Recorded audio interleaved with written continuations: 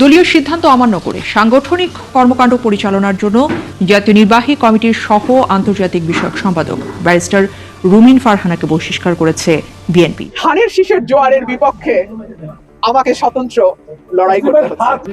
Barrister রুমিন ফারহানাকে দলের প্রাথমিক সদস্য সহ সব পর্যায়ের পদ থেকে বহিষ্কার করা হয়েছে। রুমিন ফারহানা ব্রাহ্মণবাড়িয়া থেকে দলীয় মনোনয়ন না পেয়ে তিনি স্বতন্ত্র নির্বাচন করছেন, তাকে বহিষ্কার করা হয়েছে। আসসালামু আলাইকুম সম্মানিত প্রিয় দর্শক, আজকের আরো একটি খুবই গুরুত্বপূর্ণ নিউজে দর্শক আপনাকে জানাই স্বাগতম। অবশেষে এবার কিন্তু নিজের কর্মফল কিন্তু পেয়ে গেলেন ব্যারিস্টার রুমিন ফারহানা। হ্যাঁ দর্শক, দলের সিদ্ধান্তকে অবমাননা করায় কিন্তু এবার কিন্তু দল থেকে বহিষ্কার করা হলো বিএনপির আন্তর্জাতিক বিষয়ক সম্পাদক ব্যারিস্টার রুমিন ফারহানাকে। গতকাল বিএনপির মিডিয়া সেল থেকে সিদ্ধান্তটি জানানো হয়েছে। আসন্ন জাতীয় নির্বাচনকে কেন্দ্র করে বিএনপি তার নমিনেশন দিয়েছে তার প্রার্থীদেরকে, যেখানে কিন্তু নাম নেই ব্যারিস্টার রুমিন ফারহানার, যে কিন্তু নমিনেশন প্রার্থী ছিল ব্রাহ্মণবাড়িয়া 2 আসন থেকে। কিন্তু বিএনপি এই রুমিন ফারহানাকে নমিনেশন না দিয়েছে তাদের শরিক প্রার্থীকে, যার ফলে কিন্তু এবার রুমিন ফারহানা তার দলের সিদ্ধান্তকে অবমাননা করে কিন্তু নিজে কিন্তু এবার স্বতন্ত্র প্রার্থী হিসেবে ব্রাহ্মণবাড়িয়া 2 আসনে কিন্তু দাঁড়িয়েছে, যার ফলে কিন্তু দল এবার তাকে সরাসরি বহিষ্কার করেছে। এ নিয়ে কিন্তু ব্রাহ্মণবাড়িয়া 2 আসনের জনগণের মধ্যে কিন্তু বেশ একটা বিতর্ক সৃষ্টি হয়েছে। এমনকি বিএনপির বেশ কিছু নেতাকর্মীর মধ্যেও কিন্তু এ নিয়ে অনেকটাই কিন্তু বাকবিতণ্ড চলছে। কেউ ব্যারিস্টার রুমিন ফারহানার পক্ষ নিচ্ছেন, আবার কেউ বিএনপির পক্ষ নিচ্ছেন। তবে হঠাৎ এমন সিদ্ধান্ত কেন দর্শক? তবে কি এখানে কোনো নতুন কোনো ষড়যন্ত্র হয়েছে এই নমিনেশনকে ঘিরে? হ্যাঁ দর্শক, সেটার কিছু গুরুত্বপূর্ণ তথ্য কিন্তু আমরা পেয়েছি, যেটা কিন্তু এখনই আপনাদের একেবারে সরাসরি দেখানো হবে। কারণ ব্যারিস্টার রুমিন ফারহানা কিন্তু ষড়যন্ত্রের শিকার হয়ে কিন্তু নমিনেশন পাননি। আর এগুলা কে করেছে দর্শক? তারেক রহমানকে ডিনাই করে তারেক রহমান দেশে আসার আগে সেটার সকল বিস্তারিত তথ্য কিন্তু আজকে আপনাদের একেবারে সরাসরি দেখাবো আমরা। আরো দেখাবো ব্যারিস্টার রুমিন ফারহানাকে বহিষ্কার করার পিছনের কারিগরকে, সেটাও কিন্তু দেখতে পাবেন আমাদের আজকের এই ভিডিওতে। তাই আপনার কাছে দর্শক অনুরোধ থাকবে ভিডিওতে একটি লাইক দিয়ে সম্পূর্ণ ভিডিওটি শেষ পর্যন্ত কন্টিনিউ করবেন। এবং আপনি যদি আমাদের চ্যানেলের নতুন সদস্য হয়ে থাকেন দর্শক, আশা করি অবশ্যই চ্যানেলটি সাবস্ক্রাইব করে সম্পূর্ণ ভিডিওটি কন্টিনিউ করতে থাকবেন। তাহলে চলুন সম্মানিত প্রিয় দর্শক, কথা বাড়িয়ে আপনার মূল্যবান সময়টুকু নষ্ট না করে আমরা শুরুতে আজকের যে গুরুত্বপূর্ণ ভিডিওটি তৈরি করেছি আমরা সেটাকে আপনাদেরকে দেখিয়ে নিয়ে আসি। দলীয় সিদ্ধান্ত অমান্য করে সাংগঠনিক কর্মকাণ্ড চালানোয় বিএনপির জাতীয় নির্বাহী কমিটির সহ আন্তর্জাতিক বিষয়ক সম্পাদক ব্যারিস্টার রুমিন ফারহানাকে দলের প্রাথমিক সদস্য সহ সব পর্যায়ের পদ থেকে বহিষ্কার করা হয়েছে। রুমিন ফারহানা ছাড়াও আরো 8 জন নেতাকর্মীকে বহিষ্কার করেছে বাংলাদেশ জাতীয়তাবাদী দল বিএনপি। 30 ডিসেম্বর মঙ্গলবার বিএনপির সিনিয়র যুগ্ম মহাসচিব রুহুল কবির রিজভী আহমেদ স্বাক্ষরিত এক প্রেস বিজ্ঞপ্তিতে এ তথ্য জানানো হয়। বিএনপির মিডিয়া সেলের সদস্য শামসুদ্দিন দিদার বিষয়টি নিশ্চিত করেছেন। বহিষ্কার হওয়া নেতারা হলেন জাতীয় নির্বাহী কমিটির সহ আন্তর্জাতিক বিষয়ক সম্পাদক ব্যারিস্টার রুমিন ফারহানা, জাতীয় নির্বাহী কমিটির সদস্য মোহাম্মদ গিয়াসউদ্দিন, মোহাম্মদ শাহ আলম, হাসান মামুন, আব্দুল খালেক, কেন্দ্রীয় ছাত্র দলের সাবেক সহসভাপতি ও বাংলাদেশ হিন্দু বৌদ্ধ খ্রিস্টান কল্যাণ ফ্রন্টের মহাসচিব তরুণ দে। আসন্ন জাতীয় সংসদ নির্বাচনে ব্রাহ্মণবাড়িয়া 2 আসনটি শরিক দল জমিয়তে উলামায়ে ইসলামকে ছেড়ে দিয়েছে বিএনপি। এই আসনে বিএনপি নেতৃত্বাধীন জোটের মনোনয়ন পেয়েছেন জমিয়তের সহসভাপতি মাওলানা জুনায়েদ আল হাবিব। মূলত এই আসনেই বিএনপির মনোনয়ন প্রত্যাশী ছিলেন সংরক্ষিত আসনের সাবেক সংসদ সদস্য ও দলটির আন্তর্জাতিক বিষয়ক সহ সম্পাদক ব্যারিস্টার রুমিন ফারহানা। তবে মনোনয়ন না পেলেও তিনি স্বতন্ত্র প্রার্থী হিসেবে নির্বাচনে প্রতিদ্বন্দ্বিতা করার ঘোষণা দিয়েছেন। ধানের শীষের জোয়ারের বিপক্ষে আমাকে স্বতন্ত্র লড়াই করতে হচ্ছে। সারা আমি দেখছি আল্লাহর রহমতে আমি বিশ্বাস করি মানুষ ভোটের মাধ্যমে আমাকে জয়যুক্ত করবে এবং সরাইল আশুগঞ্জকে নিয়ে আমার যে পরিকল্পনা, আমাদের যে পরিকল্পনা, আমরা সেটা বাস্তবায়ন করব। এত বড় দল, তাদের অনেক ব্যস্ততা আমরা দেখছি, সেটা 200 আসনের প্রার্থী আছে, তারপরে জোটের সঙ্গে আলোচনা আছে, তাদের এখন অনেক কর্মব্যস্ততা, আমাদেরও অনেক কর্মব্যস্ততা। আমার এই 2টি উপজেলায় মানুষের প্রার্থী হিসেবে জিতে আসতে হবে। এটা তো আমার নির্বাচন না, এটা সরাইল আশুগঞ্জের মানুষের নির্বাচন, এটা আমার ভোট না, এটা তাদের ভোট। আমি প্রার্থী না, সরাইল আশুগঞ্জের মানুষ এই আসনের প্রার্থী।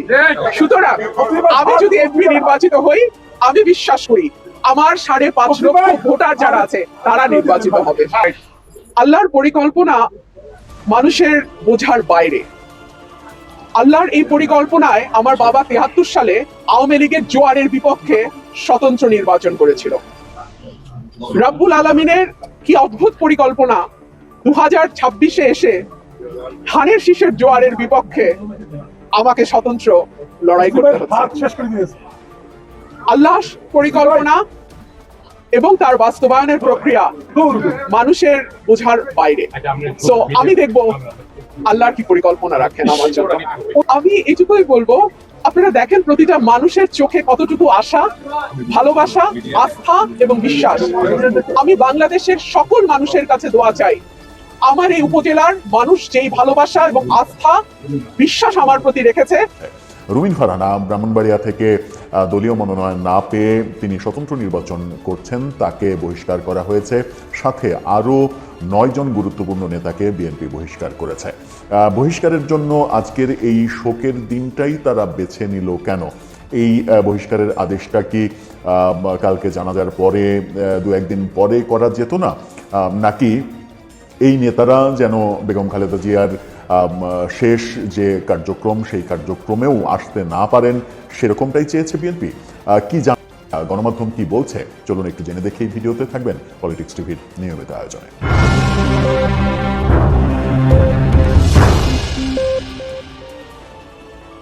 দর্শক, বলছিলাম বিএনপি নেতা রুমিন ফারহানা সহ আরো 9 জনকে বহিষ্কারের ঘটনা ঘটেছে। যে দিন বিএনপির সব থেকে শোকের দিন, 7 দিনের শোক ঘোষণা করা হয়েছে। আজকে থেকেই বিএনপির যে অফিস গুলশান এবং পল্টনে, সেই অফিসে কালো পতাকা উঠতে দেখা গেছে। সেরকম একটা মুহূর্তে এই সিদ্ধান্তটা কতটা ঠিক হলো, কতটা ঠিক হলো না, সেটা হয়তো বিএনপি ভালো বুঝবে। তবে ঘটনাটা ঘটেছে। গণমাধ্যমের শিরোনাম দেখে নিন।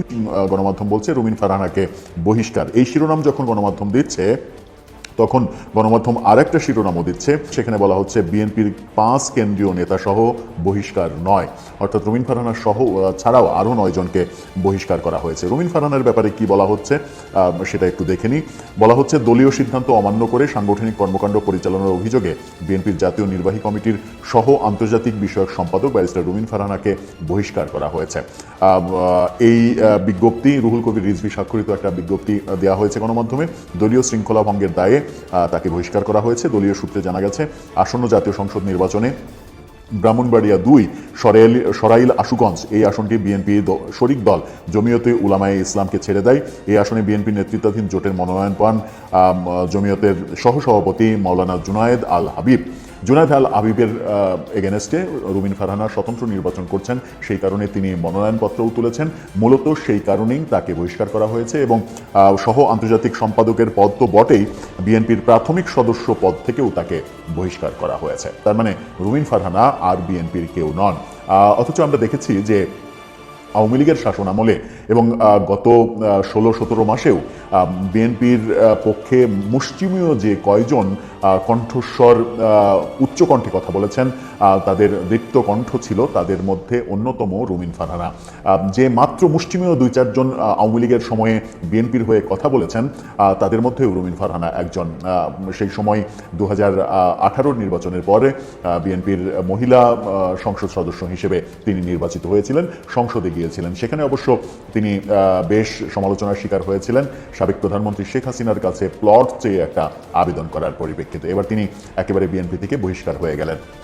এছাড়া দলীয় সিদ্ধান্ত অমান্য করে সাংগঠনিক কর্মকাণ্ড পরিচালনার জন্য জাতীয় নির্বাহী কমিটির সহ আন্তর্জাতিক সম্পাদক তাকে তো রয়েছেই, এবং তাদের প্রত্যেকের বিরুদ্ধেই অভিযোগ তারা বিএনপির দলীয় সিদ্ধান্ত না মেনে স্বতন্ত্র নির্বাচন করার জন্য মনোনয়নপত্র তুলেছেন। এই মনোনয়নপত্র তোলাই তাদের জন্য কাল হয়ে গেল। এখন পর্যন্ত মনোনয়নপত্র বাছাই হয়নি। তাদের প্রার্থিতা টিকবে কিনা সেটারও যখন নিশ্চয়তা নেই, তখন দলের প্রতি শ্রদ্ধা না রেখে দলের বিরুদ্ধে গিয়ে শুধুমাত্র মনোনয়নপত্র জমা দিয়েছেন, এই অপরাধেই তাদেরকে বহিষ্কার করা হলো। এবং বহিষ্কারের দিন হিসেবে এমন একটা দিনকে বেছে নেওয়া হলো যে দিনটা বিএনপির সব থেকে বড় শোকের দিন। বেগম খালেদা জিয়ার মৃত্যুর দিনে এই সিদ্ধান্তটা বিএনপির মধ্যে আরও বড় ধরনের একটা শোকাবহ পরিবেশ বোধহয় এই নেতা নেত্রীদের বেলাতে অন্তত আরও বেশি শোকাবহ পরিবেশের জন্ম দিল। এখন দেখার বিষয় যে যারা বিদ্রোহী হিসেবে নির্বাচন করছেন কিংবা করতে চাইছেন তারা কে কে সফল হন। তবে রুমিন ফারহানার সফল হওয়ার সম্ভাবনা অনেকটাই রয়েছে। রুমিন ফারহানা সেখানে খুবই জনপ্রিয়। সেখানে জোটের প্রার্থীর পক্ষে বিএনপির ভোটাররা খুব একটা ভোট দিতে উৎসাহিত হবেন না, এমন তথ্যই বিভিন্ন গণমাধ্যমে বিভিন্ন সময় আমরা দেখতে পেয়েছি। রুমিন ফারহানা যদি এমপি হয়ে আসেন তাহলে কি তিনি আবার বিএনপিতে যোগ দিতে পারবেন? বিএনপি আবার তাকে গ্রহণ করবে, নাকি স্বতন্ত্র এমপি হিসেবেই সংসদে থাকবেন? সেটাই এখন দেখার বিষয়, যদি তিনি নির্বাচনে পাশ করেন। হ্যাঁ দর্শক, ভিডিওতে আপনারা যেমনটা দেখতে পেয়েছেন, ব্যারিস্টার রুমিন ফারহানাকে কিন্তু বিএনপি কিন্তু সরাসরি বহিষ্কার করেছে, যেটা কিন্তু দর্শক অনেকেই কিন্তু আগে কিন্তু ইঙ্গিত দিয়ে রেখেছিলেন যে এটা হবারই ছিল। কারণ ব্যারিস্টার রুমিন ফারহানা দলের সিদ্ধান্তকে অবজ্ঞা করে কিন্তু তার নিজ ক্ষমতা বলে কিন্তু স্বতন্ত্র প্রার্থী হয়েছেন বিএনপির বিরুদ্ধে, যার ফলে কিন্তু দল আজ এই সিদ্ধান্ত নিয়েছেন। তবে কেউ বলছেন এই সিদ্ধান্ত দলের জন্য ভালো হয়েছে, আবার কেউ বলছেন খারাপ হয়েছে। কারণ দর্শক, ব্যারিস্টার রুমিন ফারহানা তো সত্যিকার অর্থে কিন্তু একজন নেত্রী ছিলেন, যার সকল ধরনের গুণাবলী কিন্তু বিদ্যমান ছিল তার ভিতরে। তবে বিশ্লেষকরা দর্শক যতটুকু বলছেন যে ব্যারিস্টার রুমিন ফারহানাকে কিন্তু নমিনেশন দেওয়ার দরকার ছিল বিএনপি থেকে।